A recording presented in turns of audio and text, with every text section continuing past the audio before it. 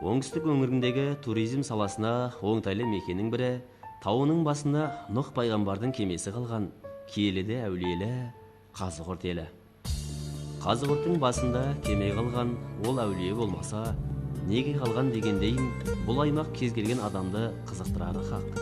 Көптеген елдер болмашыда жерлерін таудай қылып жарнамалайды, ал біздің елде киесімен де, тереңге тартқан тарихымен де таудай болып жатқан жерлер қаншама. Сондай жерлердің бірі осы аймақтағы Қазығұрт тауы. Нұх пайғамбарымыздың уақытысында бүкіл жер жүзін топан су басқаны туралы аңыз көпшілікке аян. Нұх пайғамбар Алланың қалауымен кемесіне күллі тіршілік атаулыны салып, Қазығұрт тауының басына қайырлаған деседі.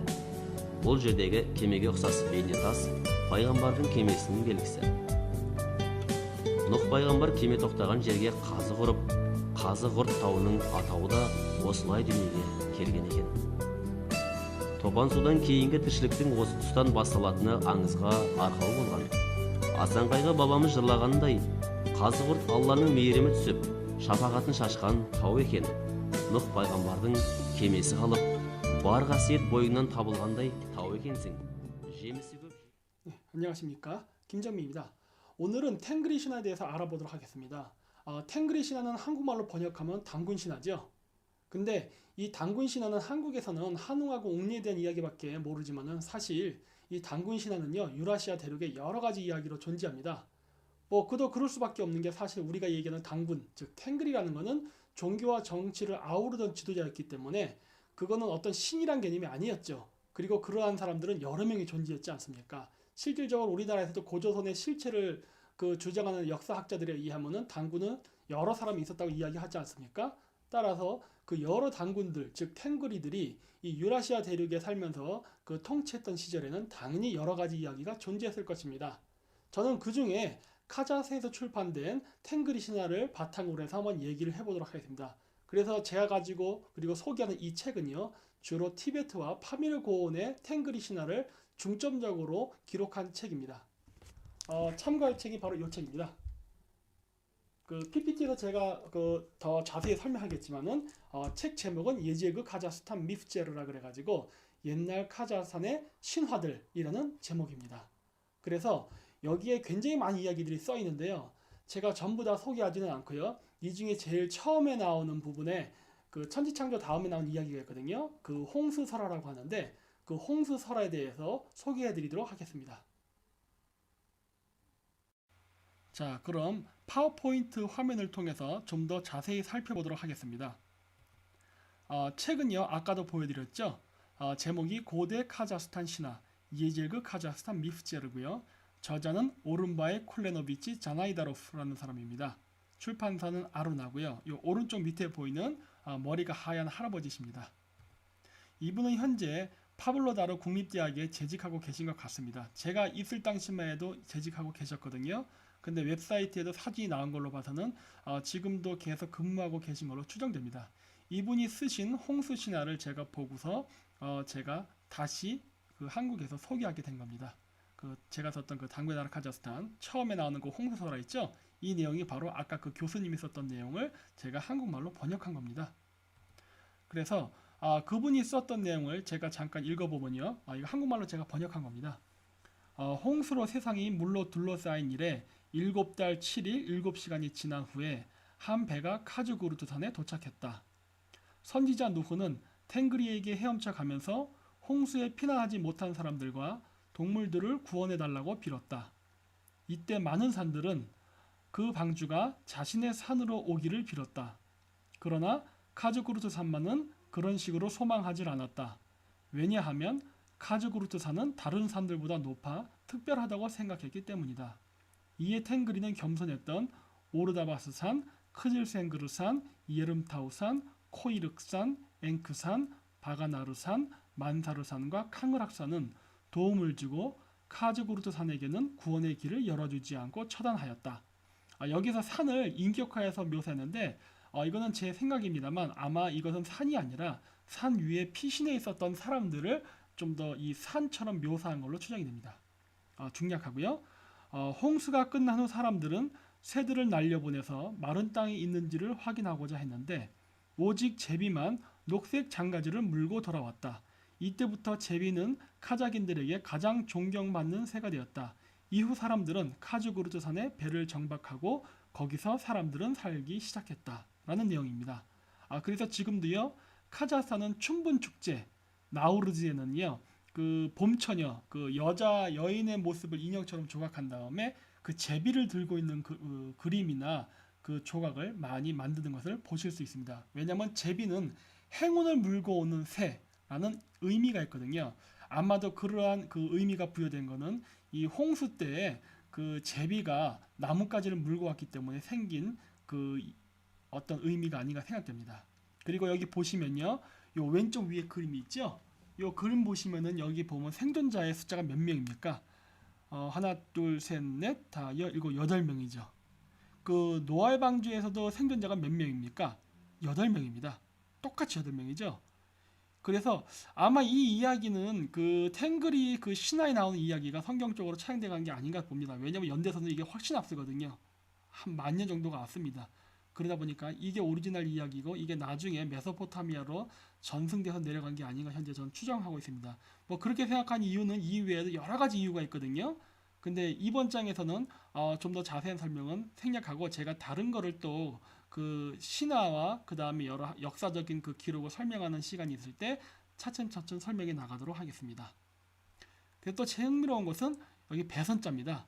이 배선자가 보면요, 세 개의 글자로 이루어져 있는데 바로 방주각자, 입구자, 그 다음 여덟 팔자입니다. 이 세 개로 조합이 되는데 이게 왜 흥미롭냐면요, 이 방주에 8명의 사람이 타 있다는 소리거든요.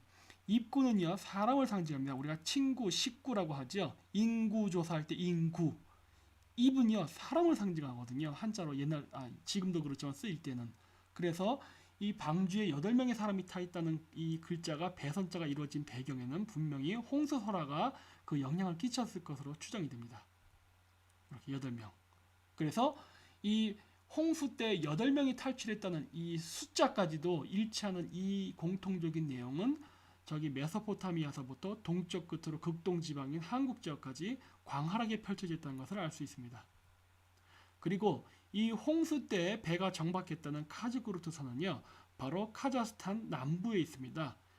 그 위치는 대략적으로 우즈베키스탄, 카자흐스탄, 키르기스탄 국경 사이에 있습니다. 물론 그 산은 카자흐스탄 안에 있어요. 심켄트 근처에 있는데요. 확대해서 보면은 여기에 있습니다. 이 노란색 국경이 현재 카자흐스탄하고 우즈베키스탄 국경이에요. 그래서 이 안쪽에 있는데 이 재미있는 게 보면은 여기 삼각형 보이죠? 제가 카즈구르트라고 한글로 썼는데 저기가 카즈구르트산이 있는 데고요. 그 왼쪽 밑에 보면은 제가 한글로 써놨죠? 아타메켄이라고. 이 아타메켄이라는 이름이 굉장히 의미가 있습니다. 왜냐하면 옛날 카자흐스탄 수도의 이름이 알마타였습니다. 알마타라는 이름은 뭐냐면요, 알마, 사과, 아타, 할아버지입니다. 그래서 사과 할아버지인데 여기서는 할아버지로 해석하면 안 되고요. 이때는 원산지 또는 최초라는 의미로 해석해야 됩니다. 그래서 알마타라는 것은 최초의 사과의 원산지라는 소리예요. 왜냐하면 식물도감 사전을 보면요, 사과가 최초로 재배되었던 지역은 바로 파미르입니다. 그래서 카자흐스탄 신화에 보면요, 여기에선 제가 소개하지 않지만은 바로 이덴 동산에서 사과를 따먹고 쫓겨난 아담들에 대한 이야기가 납니다. 당연히 성경에 나오는 선악과 이야기죠. 근데 이게 더 오래된 이야기입니다. 하지만 이번에는 제가 설명하지 않도록 하고 나중에 다른 시간을 통해서 제가 설명하도록 하겠습니다. 그래서 아타메켄에서 여기 얘기는 아타라는 것은 최초 또는 원산지라는 말을 의미하고요. 메켄은 카자흐로 땅입니다. 혹은 주소라고 해요. 그럼 이게 무슨 말입니까? 아타메켄은 최초의 땅. 이 최초의 땅이란 이름이 홍수 이후에 그 방주가 정박했다는 카즈구르트산 근처에 있어요. 그렇다면 이거 무슨 의미일까요? 아마도 이 홍수 때 이 카즈구르트산에 정박했던 사람들, 즉 생존자들이 물이 빠진 다음에 아타메켄이란 저 지역에 가서 정박해서, 즉 정착해서 살면서 생긴 지명이 아닌가라는 추정을 할 수 있게 되죠. 그래서 이 지역에 가면 이렇게 그 방주 기념비가 있습니다. 물론 그 방주 기념비가 있는 지역이 배가 정박한 지역은 아닙니다. 그리고 현재 오늘날에는 그 지역에 배를 볼 수 있는 어떤 유물이나 유적의 흔적도 찾을 수가 없습니다. 왜냐하면 그게 만 년이 넘는 이야기거든요. 그러다 보니까 그 배가 설령 정박했다 하더라도 뭐 다 부서지거나 사라져 없어졌겠죠. 모르겠습니다. 어떻게 되는지 모르죠. 왜냐면 홍수설화는 뭐 여기 파미르뿐만 아니라 다른 아메리칸 대륙에도 있고 여러 지역에도 있기 때문에요. 어쨌든 그 홍수설화에 배가 정박했던 한 후보로서 카자흐스탄의 카즈흐스탄도 있다는 것은 굉장히 탱그리 신화에서 괄목할 만한 내용입니다. 그래서 그 지역에 가면요, 이렇게 이 지역에 배가 정박했었다라는 기념 이런 여러 조형물이나 샤머니즘에서 얘기하는 오어랑 해서 돌을 쌓는 뭐 그런 게 있어요. 그런 여러 가지 기념을 하는 그런 장식물들이 있습니다. 그리고 이 그림은 뭐냐면요, 제가 이 카자흐스탄 그 뉴스에서 찍은 건데 카자흐스탄에는 그 봄이 되면 나우루즈라는 축제를 합니다. 나우루즈 축제는 춘분 축제예요. 밤과 낮의 그 길이가 같을 때 하는 축제인데 카즈구르트 산 근처에서 열렸던 축제를 TV에서 찍었던 그 TV 보도 내용인데요. 여기 그 어떤 현수막에 걸려 있죠. 여기 뭐라고 써 있냐면요. 나우루즈 카즈구르트단 바스타간이라고 써 있어요. 이게 무슨 말이냐? 나우루즈는 카즈구르트에서 시작되었다라는 말입니다. 왜 이런 말을 썼을까요? 왜냐하면은 투르크인들의 이 탱그리 신화에 의하면은 홍수 이후에 생존한 사람들이 다시 최초의 정착지를 만들고 국가 그리고 마을 단위를 재건하면서 다시 첫 해에 그 춘분 축제가 열렸을 때 바로 카즈흐스탄에서 열렸기 때문이다 라는 의미로서 이러한 슬로건을 걸고 행사를 하는 것입니다. 네, 이상으로 마치도록 하겠습니다. 굉장히 여기 이 탱그리 신화 책에는요 재미있는 내용이 굉장히 많습니다. 제가 앞으로 시간이 나는 대로 이 홍수설화 외에도 그 다른 뭐 인간의 창조라던가 그 다음에 그 바벨탑 전설 그 다음에 그 인간의 언어가 어떻게 갈라졌는가 그 다음에 그 폭풍으로 인해서 인간이 어떻게 전멸했다가 다시 재건이 됐나 등등 굉장히 많은 내용들이 있습니다. 흥미로운 것들도 많고요. 그래서 제가 앞으로 시간이 나는 대로 조금씩 이러한 내용들은요 하나하나 공개해 나가도록 하겠습니다. 네, 시청해주신 여러분들께 대단히 감사드립니다. 안녕히 계십시오.